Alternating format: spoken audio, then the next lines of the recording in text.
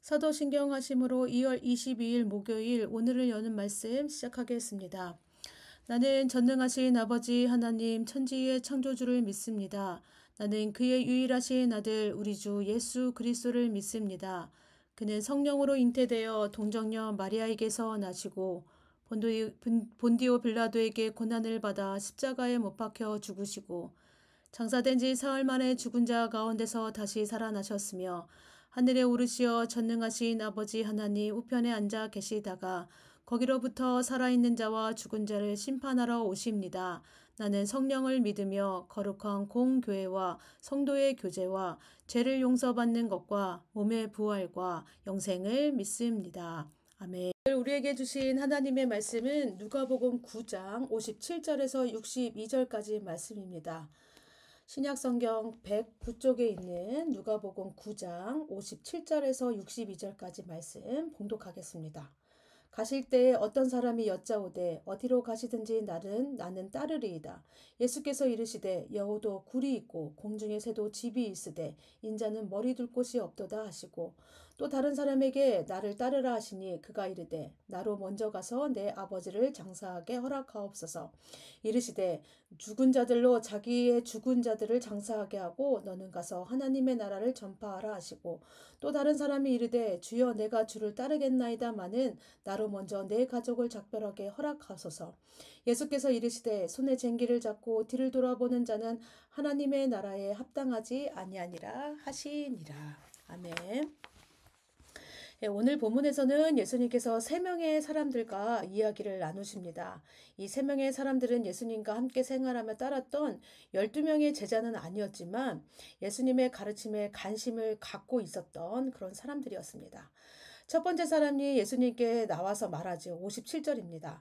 가실 때에 어떤 사람이 여짜오되 어디로 가시든지 나는 따르리이다.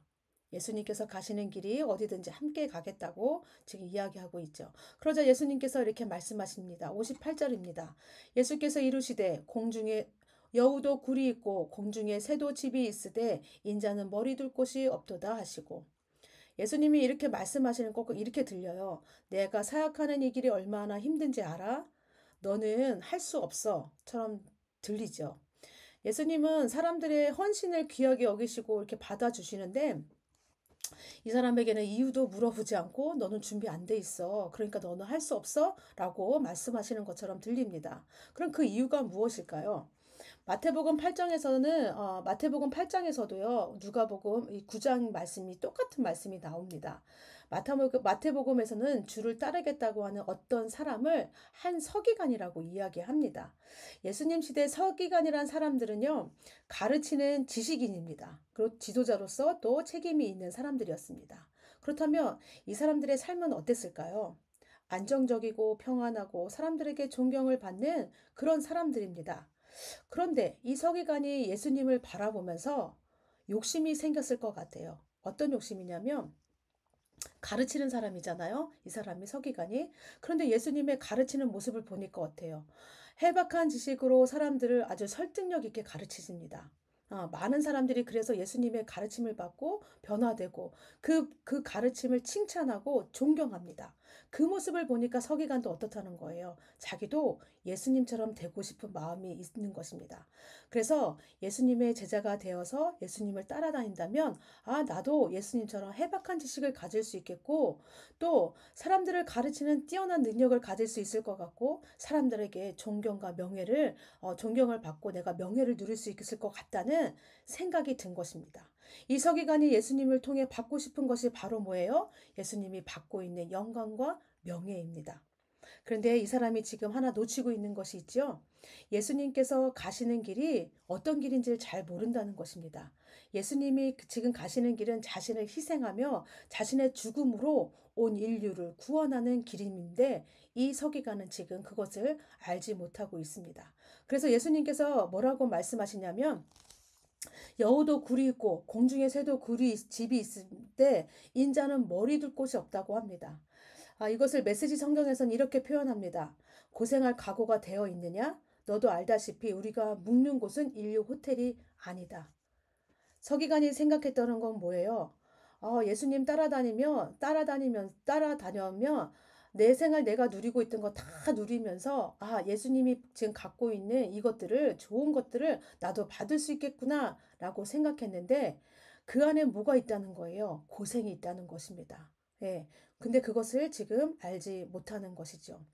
예수님 서기관은 예수님으로 인해 자신이 받을 칭찬과 찬사만을 생각했지 주를 따르는 길이 고생의 길이며 사람들에게 미움을 받고 외면을 받는 것이며 그리고 사람들에게 여기저기 쫓아다니며 그러면서도 참고 참아내야 되는 그 고된 삶인지를 지금 알지 못한 것입니다.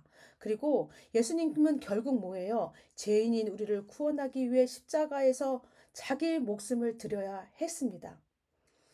예수님은 사람들에게 받는 찬사와 존경과 영예에만 관심을 쏟고 있는 이 서기관을 깨우치려고 이 말씀을 하신 것입니다. 이런 생각을 갖고 있으면 주님을 쫓을 수 없다고 지금 이야기하고 있습니다. 그렇다면 오늘의 이 말씀은 우리를 향해서도 이와 같이 똑같이 말씀하고 계십니다. 우리가 예수님을 믿어서 뭔가 얻으라고 하는 사람이 있다면 그 사람은 예수님이 가시고자 하는 그 믿음의 길, 신앙의 길, 하나님 나라의 뜻들을, 나라의 일들을 이룰 수 없다는 것을 지금 말씀합니다. 예수님을 믿는 길, 신앙의 길은 고되고 힘든 길입니다. 왜냐하면 예수님께서 가신 길이 어떻습니까? 자신이 죽어야만 했고 자신을 희생해야만 이룰 수 있는 하나님 나라의 일이었습니다. 예수님 사역의 중심에는요, 자기 만족, 유익, 평안, 안전, 출세 이런 거에 있지 않았고 자기 생명을 다해 죄인을 구원해 주시기 위해 고난 당하셔야 됐고 십자가에서 죽으셔야만 했습니다. 우리는요, 세상의 기준이 아니라 예수님의 기준으로 살아가는 사람들입니다. 우리가 예수님을 믿는 이유가 우리도 나와 가족의 물질적으로 충족되고 또 건강하고 자녀들의 형통을 바라는 세상에서 말하는 그 복을 채우기 위한 것이 아니라 나를 통하여 하나님 나라를 이루기 위해서입니다. 그 길이요, 우리의 생각처럼 쉽지 않을 수도 있고요. 어려움과 고난이 따르며 자기 부인과 희생이 따르는 길입니다. 그렇다 할지라도요, 여러분, 우리는 믿음의 길을, 이 신앙의 길을 가야 합니다.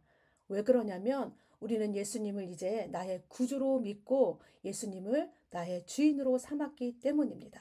내가 예수님을 나의 구주로 믿고 고백했을 때 내 삶의 주인이 누구로 바뀌었다는 것입니까? 예수님, 주님으로 바뀌었다는 것입니다. 그래서 우리가 가야 하는 길들도요, 내 삶의 주인 되시는 예수님이 따라가셨던 그 길을 가야 한다는 것입니다. 그 길이 아무리 힘들고 어렵다 할지라도 내 희생이 자기 부인이 있다 할지라도 그 길을 따라가야 한다는 것입니다. 그것이 내 삶의 주인이 이제 내가 아니라 세상이 아니라 예수 그리스도 되십니다 라고 고백한 내 구원자 되십니다 라는 고백하고 믿는 것과 같은 것이기 때문입니다. 예수님께서 걸어가셨던 자기를 부인하고 십자가를 지고 가는 길, 우리도 그 길을 따라가는 우리가 되기를 원합니다. 예수님께서 걸어가셨던 그 십자가의 길, 부족하지만 주님 저도 따라가겠습니다. 나도 예수님처럼 살겠습니다. 라고 고백하며 결단하는 여러분들 다 되시기 바랍니다. 예수님께서 두 번째로 만났던 사람은 59절에 나타납니다. 또 다른 사람에게 나를 따르라 하시니 그가 이르되 나로 먼저 가서 내 아버지를 장사하게 허락하옵소서. 예수님께서 먼저 이 사람을 찾아가십니다. 이 사람이 찾아온 것이 아니라 예수님께서 찾아가셨습니다. 그리고 뭐라고 말씀하십니까? 나를 따르라고 말씀하십니다. 마태복음 8장에서요, 이 사람에 대해 말씀하기를 뭐라고 하냐면 제자 중에 한 명이라고 이야기합니다. 예수님께서 이 제자 중에 한 명에게 먼저 가셔서 나를 따르라고 했던 것은 무슨 뜻이냐면요. 무슨 의미가 있냐면 이 사람이 꽤 열심히 예수님을 따랐던 사람이라는 것입니다. 그런데 이 사람이 예수님의 부르심 앞에 뭐라고 이야기합니까? 나로 먼저 가서 내 아버지를 장사하게 허락하옵소서 라고 이야기합니다. 그러자 예수님께서 대답하십니다. 60절입니다. 이르시되 죽은 자들로 자기의 죽은 자들을 장사하게 하고 너는 가서 하나님의 나라를 전파하라 하시고 자녀가 자신의 아버지가 돌아가셨을 때 장례를 치르는 일은 자식의 도리이고 예의입니다. 그런데 예수님께서 죽은 자들로 자기의 죽은 자들을 장사하게 하고 너는 가서 하나님 나라의 일을 하나님 나라를 전파하라고 말씀하실 때 보면은 꼭 자식의 도리와 예의보다 하나님 나라를 전하는 것이 더 중요하다고 말씀하시는 것처럼 들립니다. 그런데 예수님께서 이렇게 말씀하시는 것이 아니라 하나님 나라의 일만 중요하다고 말씀하시는 것이 아니라 이렇게 말씀하실 때는 이유가 있다는 것이죠. 만약에 지금 당장 그의 아버지가 돌아가실 만큼 위독하셨다면 예수님도요, 빨리 가서 아버지를 장사하라고 허락하셨을 것입니다. 그런데 지금 아버지가 당장 돌아가실 것도 아니고 위독하신 것도 아닌데 제자는 뭐예요? 연세가 많은 아버지가 걱정이 돼서 지금 어떻게 아버지를 들여서 예수님을 따를 수 없음을 지금 핑계 삼고 있는 것입니다. 이것은 이 제자가 이것저것 세상적 관심과 인간적인 염려와 걱정으로 예수님을 따를 수 없습니다. 라는 것을 지금 말하고 있습니다. 예수님께서 그 속마음을 다 알고 계셨겠지요. 예수님께서 아버지의 장례를 허락하지 않은 것이 아니라 이 사람에게 네 삶의 우선순위가 잘못되었다고 하는 것을 지금 말씀하고 있습니다. 예수님은 부모, 가정을 포기하라는 것이 아니라 너의 그 중심의 생각의 중심에 있는 인간 중심적 세상의 관심사로 가득 차서 하나님의 것을 볼 수 없고 하나님 것을 우선 삼지 않는 그것이 잘못되었다고 지금 이야기하고 있습니다. 죽은 자들로 자기의 죽은 자를 장사하게 하라고 말씀 속에서는 이제 세상적 관심에 매여 있는 삶은 죽은 삶이나 이제 마찬가지니 하나님의 참된 삶에는 합당하지 않다라고 지금 가르쳐오고 있습니다. 그래서 여러분, 이 말씀 속에서 우리의 삶도 한번 되돌아보기 원합니다. 우리도 하나님의 말씀과 약속에 따라 살아가는 사람들입니다. 그런데 온갖 쓸데없는 걱정과 근심, 세상의 염려에 사로잡혀서 하나님 나라와 그 일만을 온전히 구하지 못하는 우리들의 모습이 있습니다. 마태복음 6장 33절 34절에서 이렇게 말씀하십니다. 너희는 먼저 그의 나라와 그의 의를 구하라. 그리하면 이 모든 것을 너에게 더하시리라. 그러므로 내일 일을 위하여 염려하지 말라. 내일 일을 내일 염려할 것이요 한날의 괴로움은 그날에 족하니라. 우리도 현재 일어나지 않는 일로 내가 앞서서 걱정하며 하나님의 일을 생각하지 못할 때가 너무나 많이 있습니다. 또 어떻습니까? 또 세상 걱정이 앞서서 하나님께서 하실 일을 의심하면서 믿음 없이 살아갈 때도 너무나 많이 있습니다. 우리의 걱정과 염려 때문에 하나님의 일을 생각하지 못하고 하나님께서 이루실 일들을 믿지 못하는 우리들의 모습입니다. 여러분, 그래서 하나님께서 지금 우리에게 요구하시는 것이 뭐냐면 너의 걱정과 염려를 먼저 하나님께 온전히 내려놓기를 원합니다. 그리고 무엇을 구하기 원하시냐면 하나님 나라와 그의 의를 먼저 구하기 원하십니다. 우리가 그렇게 하나님 나라와 의를 먼저 구하실 때 하나님께서 어떻게 일하신다고 하십니까? 우리에게 필요한 모든 것 다 알고 계셔 채우시고 일하신다고 말씀하십니다. 우리가 먼저 하나님의 나라와 의를 구하면서 하나님께서 우리 삶에 일하고 채우시는 역사를 경험하시는 여러분들 다 되시기 바랍니다. 예수님께서 세 번째로 만난 사람은 주를 따르고 싶긴 하지만 그 전에 조건이 있는 사람입니다. 61절 말씀입니다. 또 한 사람이 이르되 주여 내가 주를 따르겠나이다마는 나로 먼저 내 가족을 작별하게 허락하소서. 이 사람은 예수님을 따르고 싶은데 근데 뭘 어때요? 먼저 가족들과 작별하는 인사를 해달라고 부탁을 합니다. 예수님의 제자로 살려면 앞으로 가족과 살 수 없으니까 작별을 인사를 하고 싶은 마음이 드는 것은 당연한데 예수님은 이것을 뭐라고 말씀하시면 62절입니다. 예수께서 이르시되 손에 쟁기를 잡고 뒤를 돌아보는 자는 하나님의 나라에 합당하지 아니하니라 하시니라. 이 사람을 향해 뭐라고 말씀하시냐면 쟁기를 잡고 뒤를 돌아보는 자라고 말합니다. 예, 쟁기를 들었다는 것은 뭐냐면요. 일하는 사람입니다. 일하도록 부름받은 사람입니다. 그런데 손에 쟁기를 쥐고 자꾸 어떻게 하는 거예요? 앞을 보는 것이 아니라 뒤를 본다는 것입니다. 자꾸 자기가 해놓은 일만 바라보면서 앞으로 해야 할 일들을 하지 않는다는 것입니다.